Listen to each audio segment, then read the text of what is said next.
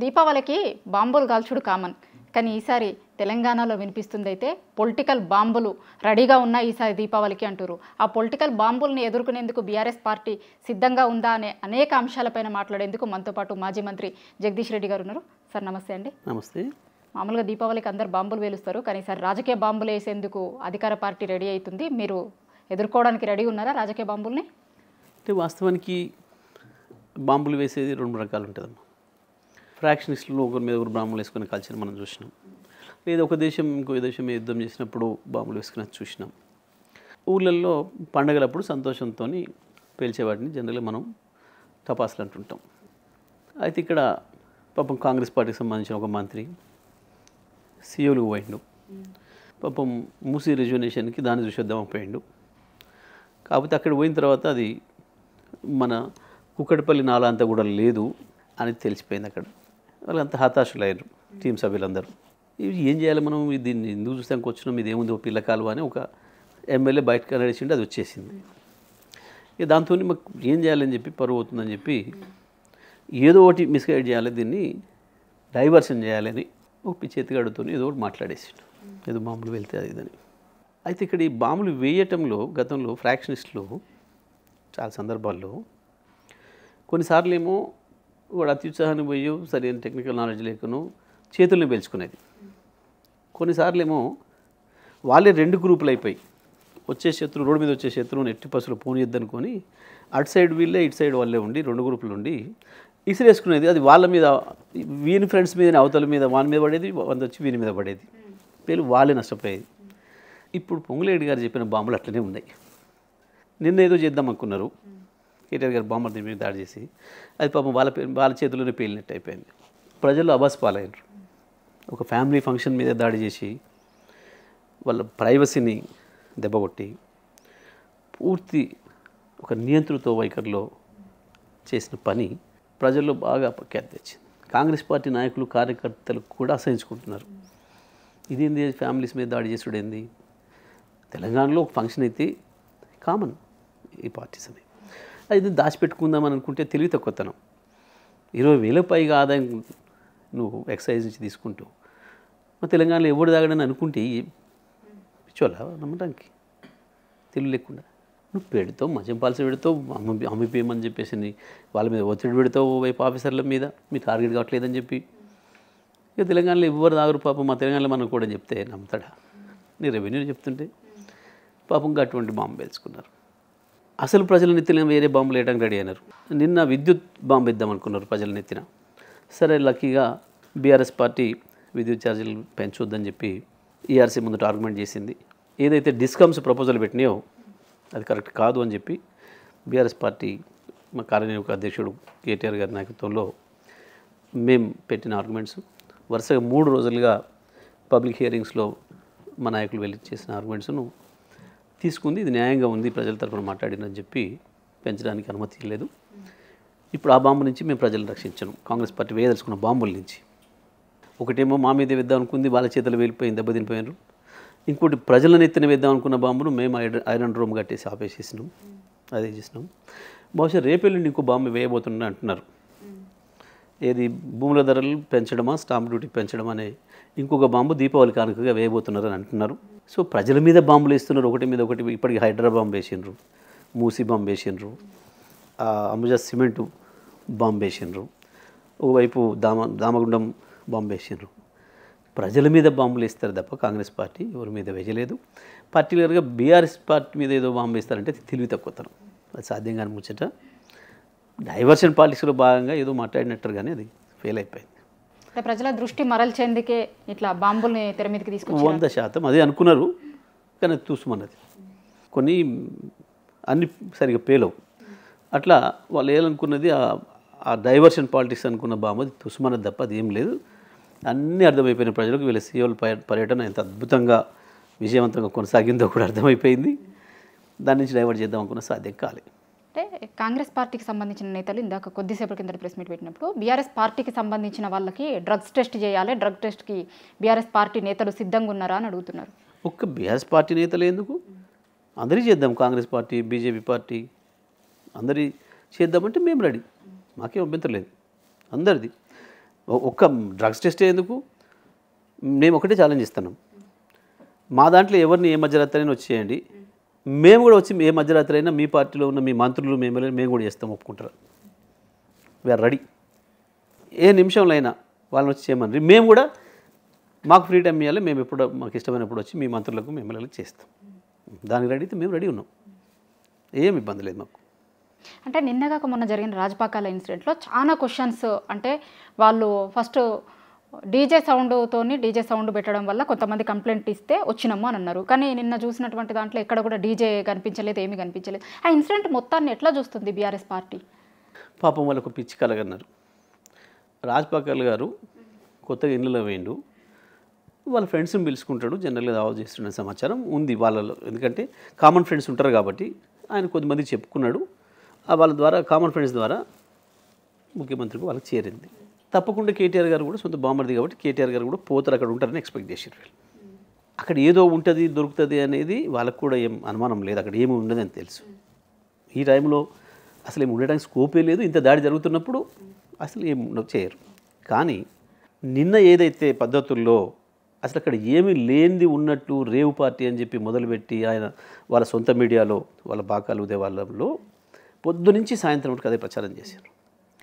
భవిష్యత్ తప్పకుండా సొంత బామర్ది కాబట్టి కేటీఆర్ గారు వస్తారు, కేటీఆర్ గారి క్యారెక్టర్ను అసాసినేట్ చేసేద్దాం మనం, మొత్తం జాతీయంగా ఆయనకి ఏదైతే మంచి ఇమేజ్ వస్తుందో ఇప్పుడు ఇక్కడ రాష్ట్రంలో వచ్చిన దాంతోపాటు జాతీయంగా కూడా ఆయనకు బాగా పేరు ఉంది. గత 10 సంవత్సరాల్లో ఆయన భారతదేశంలో ఐటీకి, భారతదేశంలో ఇండస్ట్రీకి ఐకాన్ అయిండు. పైగా ఈ మధ్యకాలంలో ముఖ్యమంత్రి గారు తెలియని విషయాలు మాట్లాడబోయి ఇర్కపై ప్రజల్లో అబాస్పాలై ఏదైతే వింటున్నాడో ఒకే వేదిక మీద పంచుకున్న సందర్భంలో కేటీఆర్ గారికి ఆయన పోల్చుకున్నారు ప్రజలు. అక్కడ ఆయన తట్టుకోలేకపోయాడు. ఈ కేటీఆర్ గారిని ఏదో రకంగా డిఫేమ్ చేయాలి, అబాస్పాలు చేయాలని చెప్పి ఒక పిచ్చి మూర్ఖపు వెంజెన్సీతోని చేసిన ప్రయత్నం అది కూడా పోయిన చూసుమన్నది. అక్కడ ఏమీ లేదు, పాపం అంత ఫ్యామిలీస్తో ఉన్నారు. టోటల్గా అంత ఏదో నిషేధితమైన వస్తువులు ఏదో దొరుకుతాయనేదో, దొరకకపోయినా వీళ్ళు పెట్టాలనుకుని వాస్తవం చెప్పాలంటే ఆ పోయిన పోలీసుల జేబులనే చాలా ఉన్నాయని మాకు కూడా సమాచారం ఉంది. కానీ అక్కడ పెట్టడం సాధ్యం కాలి, అని కెమెరాలు అవన్నీ ఉన్నాయి కాబట్టి కేటీఆర్ గారి కొరకు చేసిన కుట్ర తప్ప ఇది ఇంకోటి కాదు. అది ప్రజలందరికీ కూడా అర్థమైంది. అది ఒక కుటుంబం ఫంక్షన్ మీద దాడి చేసి ఎటువంటి వారెంట్ లేకుండా, కోర్టు అనుమతి లేకుండా పోయి చేయడం అంటే, కానీ ఉద్దేశపూర్వకంగా కక్షపూరితంగా కేటీఆర్ గారు అక్కడ ఉంటారు, కేటీఆర్ గారిని బదనాం చేసేయాలి, అది కేసీఎం నిలవదు.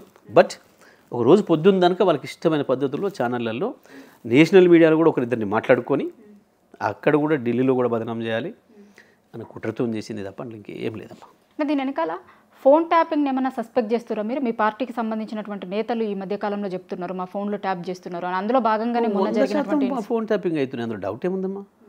ప్రజెంట్ ఇప్పుడు అవుతున్నాయి. అవ్వడమేంది? కేటీఆర్ గారు మొన్న ఛాలెంజ్ చేసినాడు. ఒక యాంకర్ తను అడిగినప్పుడు చాలా ఓపెన్ చెప్పినాడు, ఏమని, నేను ఇక్కడే కూర్చుంటా, రేవంత్ రెడ్డి గారిని కూడా పిలిపించండి, లై డిటెక్టర్ మెషిన్ కూడా తెప్పించండి, పరీక్ష చేయండి మా ఇద్దరికి, నేను దేశ శిక్షకనే సిద్ధం, ఆయన కూడా సిద్ధమని చెప్పండి.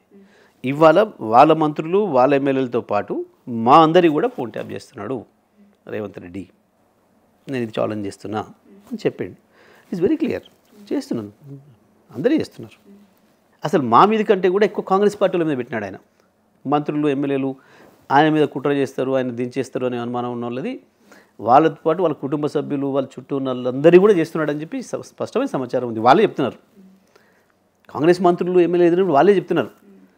మరి ఏమో మాకు ప్రైవసీ లేకుండా పోయింది, ఆయన ముఖ్యమంత్రిని చేసి మా పదవులేం కానీ మాకు ప్రైవసీ లేకుండా పోయింది, ఇప్పుడు మేము ఒకరికొకరు మాట్లాడుకుంటే భయపడే పరిస్థితికి వచ్చినామని చెప్పి వాళ్ళే చెప్తారు. Open secret. ఇప్పుడు అది వరుసగా జరుగుతున్న పరిణామాలు చూస్తే మొన్న జరిగిన ఇన్సిడెంట్లో కూడా ఎఫ్ఐఆర్లో ఉన్నది ఒకటి, పంచనామాలో ఉన్నది ఒకటి, మీడియాకి చెప్తుంది ఒకటి. అంటే ఇదంతా ఎందుకు ఇంత ప్రాపగండని బీఆర్ఎస్ పార్టీ ఎదుర్కోవాల్సి వస్తుంది? సింపుల్, వాళ్ళు ప్రభుత్వంగా ఫెయిల్ అవుతున్నారు. వాళ్ళు ఇచ్చిన హామీలు నెరవేర్చడం పక్కన పెట్టి కొత్తగా లేని సమస్యలు సృష్టించి ప్రజలు ఇబ్బంది పెడుతున్నారు. వాళ్ళ అత్యాశతోని, వాళ్ళ భూదాహంతో, వాళ్ళ ధనదాహంతో ప్రజల ఆస్తులు గుంజుకోవడానికి ప్రయత్నం చేస్తున్నారు. దాన్ని డైవర్ట్ చేయడానికి బీఆర్ఎస్ పార్టీ మీద దాడి చేసే ప్రయత్నం చేస్తున్నారు, దాన్ని ప్రశ్నించటోళ్ళని భయపెట్టాలని. ఇవాళ బీజేపీ వాళ్ళిద్దరు కలిసి పనిచేస్తున్నారు. వాళ్ళని ఎండగడుతున్నది, ప్రజల్లో వాళ్ళని నిలబెడుతున్నది, ఎదురు తిరిగే ప్రజలకు ధైర్యం ఇస్తున్నది ఒక బీఆర్ఎస్ పార్టీ. కాబట్టి బీఆర్ఎస్ పార్టీ నాయకుల్ని టార్గెట్ చేయాలి, బీఆర్ఎస్ పార్టీపై దాడి చేయాలి. అందులో ప్రధానంగా యాక్టివ్గా పనిచేస్తుంది బీఆర్ఎస్ పార్టీ కార్యనిర్వాహక అధ్యక్షుడు కేటీఆర్ గారు. కాబట్టి ఆయనను డైరెక్ట్గా ఎక్కడేం చేయలేక కుటుంబం మీద కూడా దాడి చేసి మానసికంగా దెబ్బకొట్టాలి అని ఒక చిల్లర ప్రయత్నం చేస్తున్నారు. ఒకవైపు కింది స్థాయి దాకా బీఆర్ఎస్ కార్యకర్తలపైన దాడులు చేస్తున్నారు, బీఆర్ఎస్ సోషల్ మీడియా మీద దాడి చేస్తున్నారు. మీలాంటి వాళ్ళ ఛానల్స్, యూట్యూబ్ ఛానల్స్ వాళ్ళు ఎవరైనా యాంకర్స్ పోయి ఉన్నట్టు ప్రజలకు చెబుదామని ప్రయత్నం చేస్తే దాడులు చేస్తున్నారు. మేము నిజాన్ని దాచిపెడతామని ఒక మూర్ఖత్వంతో పనిచేస్తున్నారు. వాళ్ళని ప్రశ్నించేవాడు ఉండకూడదు, వాళ్ళు ప్రశ్నించే ప్రజలకు మద్దతు ఇచ్చేవాడు ఉండకూడదు. ఇది వాళ్ళ ఆలోచన. అంటే మీరు ఇందాక బీజేపీ సబ్జెక్ట్ తీసుకొచ్చారు కాబట్టి బీజేపీ పార్టీ తలుచుకుంటే, ఇందాక బండి సంజయ్ అన్నారు బీజేపీ తలుచుకుంటే బీఆర్ఎస్ని నామరూపాలు లేకుండా చేస్తాం అని బండి సంజయ్ అంటారు. ఎందుకు ఎప్పుడో తలుచుకోరు కదా వాళ్ళు, చాలా కాలం క్రితమే తలుచుకున్నారు. ఆయన కూడా తలుచుకొని బీజేపీ ప్రెసిడెంట్గా ఉన్నప్పుడు ఎగిరెగిరి పడిండు. ఆయన ఊసిపోయింది కానీ బీఆర్ఎస్కి ఏం కాలేదు. ఇట్లా ఎగిరెగిరి పడ్డోళ్ళు చాలామంది పోయినరు. మనం తీసేసుడు పక్కన పెట్టామా మమ్మల్ని. మోడీకి ఏం జరిగింది? ఇవాళ ఎందుకు ఆక్సిజన్ మీద నడుస్తుంది మోడీ ప్రభుత్వం? ఇప్పుడు చంద్రబాబు నితీష్ ఇచ్చే ఆక్సిజన్ మీద నడుస్తుంది కదా. పడిపోయింది వాళ్ళదా, చచ్చిపోయింది వాళ్ళదా? మేము బ్రహ్మాండంగా ప్రతిపక్షంగా అద్భుతమైన పాత్ర పోషిస్తున్నాం. రాజకీయ పార్టీలకు సింపుల్, ఒకసారి ప్రజలు అధికారంతో సేవ చేసే అవకాశం ఇస్తారు, ఒకసారి ప్రతిపక్షంగా సేవ చేసే అవకాశం ఇస్తారు. ఒకసారి ఒక పాత్రలు ఉంటాయి, ఒకసారి ఒక పాత్రలు ఉంటాయి. ఈ దేశంలో ఏ పార్టీ అయినా ఉంది, శాశ్వతంగా అధికారం ఉన్న పార్టీ ఏముందమ్మా? గతంలో వాజ్పేయి ప్రభుత్వం వచ్చింది, మళ్ళీ పోయింది. 10 సంవత్సరాల తర్వాత మళ్ళీ మోడీ ప్రభుత్వం వచ్చింది. ఏం జరిగింది? మొన్న చావు తప్పి కండోట పోయినట్టు వేరే పార్టీలు ఆక్సిజన్ ఇస్తే బతుకుతున్నది. ఇవాళ ఈ గాయన వచ్చి ఏందో ఇది లేకుండా చేస్తాం, అది లేకుండా నీ పదవి ఊసిపోయింది సోయి లేకుండా, అది ఎందుకు మాట్లాడతాం అనవసరంగా. ఈ బండి సంజయ్ అంటే ఆయన నీ కేంద్ర హోంశాఖ సహాయ మంత్రిని, అమిత్ షా గారికి సహాయ మంత్రిని అనుకోవడం లేదు. నేను రేవంత్ రెడ్డికి సహాయ మంత్రిని అనుకుని పనిచేస్తున్నాను. ఆయన ఎక్కువ ఎగిరి పడుతున్నాడు. ఇవన్నీ నిన్నటి విషయం కూడా కావచ్చు. అసలు ఏ అధికారులు ఏం చెప్పలేదు, కాంగ్రెస్ పార్టీ నుంచి ఏం చెప్పలేదు, ప్రభుత్వం సైడ్ నుంచి ఏం చెప్పలేదు. ఈయన అంత అర్జెంటుగా హడావుడిగా బాత్రూమ్ నుంచి వచ్చి ఎదురుగా అద్దం ముందర కూర్చొని మాట్లాడి సెల్ఫీ పెట్టి ఏంటేంటియో మాట్లాడాడు. ఈయన చెప్పింది ఒక్కటి నిజం కాదనేది పోలీసుల స్టేట్మెంట్లో తేలిపోయింది. అంటే ఈయన రేవంత్ రెడ్డి ఇద్దరు ఎంత నెక్సెస్తో ఉన్నారు, రోజు లైవ్ ఎట్లా ఉంది వీళ్ళకన్నా అర్థమైంది. ఎందుకంటే సేమ్ ఈయన మాట్లాడింది, రఘునందరావు మాట్లాడిందే కాంగ్రెస్ పార్టీ అధ్యక్షుడు మాట్లాడిండు, కాంగ్రెస్ పార్టీ మెంబర్ మాట్లాడిండు, కాంగ్రెస్ పార్టీ సోషల్ మీడియా మాట్లాడింది. ఒకటే స్క్రిప్ట్. మొత్తం జాతీయంగా ప్రతిపక్షమైన కాంగ్రెస్ పార్టీ అధికారంలో ఉంటే ఆ ప్రభుత్వాన్ని ప్రశ్నించాల్సింది పోయి ఆ ప్రభుత్వం ఏదైతే ఇచ్చిన హామీలు నెరవేర్చకుండా ప్రజలు ఇబ్బంది పెడుతున్నదో, అనవసరం కొత్తగా పేద ప్రజల ఇండ్లు కూలుస్తున్నదో, మూసిని ఇంకింత కాలుష్యం చేసే ప్రయత్నం చేస్తూ మూసి మీద 1,50,000 కోట్ల కుట్ర చేస్తుందో, దాని మీద మాట్లాడాల్సింది పోయి ముఖ్యమంత్రి తరఫున కాంగ్రెస్ పార్టీ ప్రభుత్వం తరఫున మాట్లాడడం అంటే ఈయన చాలా స్పష్టంగా కనబడుతుంది. ఇద్దరు రేవంత్ రెడ్డి బీజేపీ కలిసి ఉన్నారనే విషయం స్పష్టంగా కనబడుతుంది. ఇక్కడ పార్టీలు లేవు, ఇంకోటి లేదు. కేసీఆర్ఏ టార్గెట్, బీఆర్ఎస్ఏ టార్గెట్, ఇద్దరికి కూడా ఆ పద్ధతులు పనిచేస్తున్నారు. అంటే మీ జిల్లా విషయానికి వస్తే గతంలో యాదాద్రి థర్మల్ పవర్ ప్లాంట్ని వ్యతిరేకించిన వాళ్ళు ఇప్పుడు అదానికి వ్యతిరేకంగా కాంగ్రెస్ పార్టీ ఉన్నప్పుడు అదే అదానిని మీ జిల్లాలోనే ఇప్పుడు సిమెంట్ ఫ్యాక్టరీ రాబోతుంది, దానితో కలిసి పనిచేయడాన్ని అదే కాంగ్రెస్ పార్టీ ఎట్లా చూస్తారు మీరు? అదేనమ్మా సింపుల్. ఇప్పుడు బయట చాలా రూమర్స్ ఉన్నాయి. ఏంటి అంటే అదాని వల్లనే ఇక్కడ రేవంత్ రెడ్డి బతుకుతున్నాడు, అదాని కొరకే ఈ దేశాన్ని నడుపుతున్నారు. కాబట్టి బీజేపీ అయినా అదాని, బీజేపీ అదాని వేరు కాదు, మోడీ అదాని వేరు కాదు, రాహుల్ గాంధీ పెట్టిండు మోదాని అని, ఇద్దరిని కలిపి రాహుల్ గాంధీ పెట్టిన పేరు. ఇక్కడ కూడా ఇప్పుడు అదే నడుస్తుంది. అయితే ఈయన తప్పు చేసిన తేలాలి, లేదా రాహుల్ ప్రజలను మోసం చేస్తున్నానని అనుకోవాలి. పొద్దున్న లేస్తే నువ్వు విమర్శించే మొదాని ఇక్కడ ఎట్లా వస్తున్నాడు, నువ్వు పెట్టిన ముఖ్యమంత్రి, నువ్వు చేసిన ముఖ్యమంత్రి ఎట్లా ఆయనకి స్కోప్ ఇస్తున్నాడు, ఎట్లా బీజేపీ వాళ్ళతో కలిసి నడుస్తుంది, ప్రజలు అర్థం చేసుకుంటున్నారు క్లియర్గా. అందుకనే ఇవాళ ప్రజలు బీజేపీ వైపు చూసే పరిస్థితి లేదు. ఇక మళ్ళీ ప్రజల్ని ఇబ్బంది పెట్టి ప్రజల్ని మోసం చేసిన కాంగ్రెస్ పార్టీని బొందబెట్టాలంటే కేసీఆర్ఏ రావాలి, బీఆర్ఎస్ పార్టీ రావాలని చూస్తున్నారు. మూసీ మీద కూడా ఇప్పుడు జరుగుతున్నటువంటి చర్చ పెద్ద ఎత్తున, మూసీ పునరుజ్జీవం వల్ల లాభపడేది నల్గొండనే, నల్గొండ నేతలు ఎందుకు దీన్ని వ్యతిరేకిస్తున్నారు అని అంటున్నారు. ఎందుకు వ్యతిరేకిస్తున్నారు? నల్గొండ నేతలు వ్యతిరేకిస్తలేరు, నల్గొండ ప్రజలు వ్యతిరేకిస్తలేరమ్మా. అసలు మా ఒత్తిడి వల్లనే మూసీని రెజ్యులేట్ చేయాలన్న ఆలోచన మా ప్రభుత్వం అన్నాడు చేసింది. వీళ్ళు తెచ్చిపెట్టిపోయిన దరిద్రపు కంపు రెండు, ఒకటి ఫ్లోరోసిస్, రెండు మూసి మురికి నీళ్ళు కాంగ్రెస్ నల్గొండ జిల్లాకి ఇచ్చిన వరాలు. 70 సంవత్సరాల కాలంలో మా జిల్లా ఎప్పుడు కాంగ్రెస్ చేతిలోనే ఉంది. వాస్తవానికి 1956లో కాంగ్రెస్ పార్టీకి ఈ రాష్ట్రాన్ని ఇచ్చే నాటికి మూసి నీళ్ళు తాగునీళ్ళు 70 దాకా కూడా తెల్లగా ఉన్న ఈతలు కొట్టినారు ప్రజలు, దాంట్లో తిరిగినారు. 72 వరకు కూడా మునుగోడులో ఫ్లోరిన్ స్టార్ట్ కాలేదు, 72 నుంచి స్టార్ట్ అయింది. ఎవడి పాపం? కాంగ్రెస్ పాపం కాకపోతే. మూసిని కాలుష్యం చేసింది ఎవడు? ఎవడి టైంలో మూసి పరివాహక ప్రాంతంలో పరిశ్రమలు పెట్టిండ్రు? ఇదంతా చేసిన పాపం కాంగ్రెస్ది.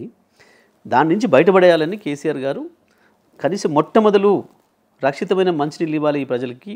ఇప్పటికే 2 లక్షల మంది పైగా నాశనం అయిపోయినరు, ఆ రక్కసి బలైనరు అని చెప్పి వెంటనే భగీరథ తీసుకొచ్చి అదే మునుగోడులో పైలైన్ కట్టి ప్రారంభం చేసి 6 ఏళ్లలో ఫ్లోరిన్ రక్కసిని పారదోలిండు. ఇక ఒక ఫ్లోరిన్ కేసు కూడా నమోదు కాలేదు అని స్వయంగా కేంద్ర మంత్రి పార్లమెంట్లో ప్రకటించాల్సిన పరిస్థితి వచ్చింది. అంత అద్భుతమైన పద్ధతిలో పనిచేసింది కేసీఆర్ ప్రభుత్వం, మా ప్రభుత్వం. ఆ తర్వాత మూసీ విషయంలో కూడా కేటీఆర్ గారు పురపాలక శాఖ మంత్రిగా ఏం చేయాలి, అతి తక్కువ ఖర్చుతోని ఎక్కువ ప్రయోజనం వచ్చే పద్ధతిలో ఏం చేయాలి అని చెప్పి మొట్టమొదటి కేసీఆర్ గారి ఆదేశాలతోని ఇక్కడికి వస్తున్న ఇండస్ట్రీస్ కాలుష్యం ఏదైతే ఉందో దాన్ని రాకుండా చేయాలి ఫస్ట్, మూసీలో కలవకుండా. ఎందుకంటే సీవరేజ్ని ట్రీట్మెంట్ చేయొచ్చు కానీ కెమికల్ని దీంట్లో ట్రీట్ చేయడానికి లేదు నిలబడ్డ తర్వాత. కాబట్టి ఎక్కడైతే ఇండస్ట్రియల్ ఏరియాలు ఉన్నాయో అక్కడనే ట్రీట్ చేయాలి దాన్ని, ప్రతి చోట కూడా ట్రీట్మెంట్ ప్లాంట్లు ఉండాలి ప్రతి ఇండస్ట్రియల్ ఏరియాలో అని చెప్పి ఒక చిన్న ఇండస్ట్రియల్ వేస్ట్ కూడా మూసీలో కలవకుండా ఆపేసిండ్రు.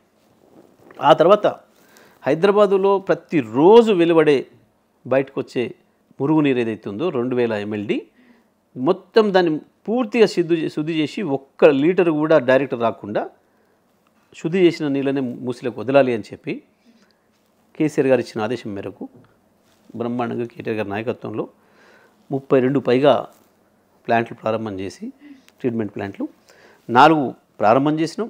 మిగతా అన్నీ పూర్తయినాయి, ఇప్పుడు అన్నీ కూడా ప్రారంభ దశలో ఉన్నాయి. రోడ్లకు సంబంధించి కూడా ఇప్పుడు ఉన్న ప్రజల ఇల్లు కూలగొట్టి రోడ్లు వేయాల్సిన అవసరం లేదు.